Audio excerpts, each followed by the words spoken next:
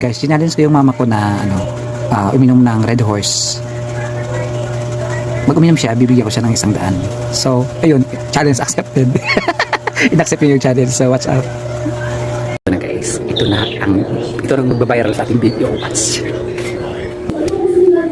Tindog ka na, kaya may mo naman ta video, may challenge kasi may mo ta video. Mano? So, ito na guys, i-challenge natin si Marites na inom ng Red Doors kasi nabumbuhan niya hindi pa daw siya nakainom ng Red Doors. So, pag uminom si Marites ng Red Doors, bibigyan natin siya ng pera.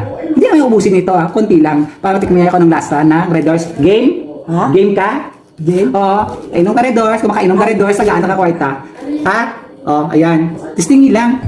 Testingan mo lang. Testingan ka. Okay, kaya ibibigay natin yung pera pag uminom siya.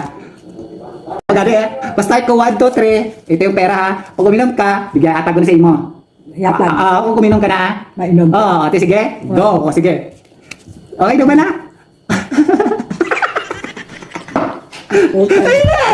Ay, ano ng lasa? Anong sabor? Ano sabor? Ayaw dito. Wala lang isa. Para dahil dyan, uminom ka ng Red Doors, ito ang 100. Plakpakan. Nag-iats ka. Bye na sila. Bye. Anong sabor? Ano yung lasa? Anong sabor? Tamis ko guys. Ayun puta. Good morning sa lahat. So gagawa tayo ng another prank video dun sa mama ko. So challenge natin siya mag-inom ng ito boting to right guys. Challenge natin siya, gawa tayo ng challenge na pag uminom siya ng Red Horse kasi sa buong buhay niya hindi pa siya nakatikim ng beer. So challenge natin siya, uminom natin siya ng beer. Tingnan natin kung kakagat siya. Kakagat siguro, pero ito guys, pero yung ilalagay natin sa bote, ito yung juice na to, which is Vita Life apple juice. Ilalagay natin dito sa bote. Kunyari, beer.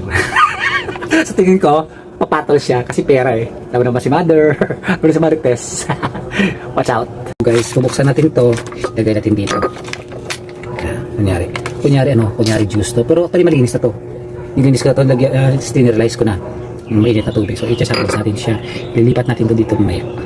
Ilagay natin dito. Hindi, wag na natin ubusin kasi sayang din. So ito, tama lang to, tama na yan. Ilagay natin dito. Lagyan natin ng straw. I-challenge natin siya kung iinom siya ng Red Horse.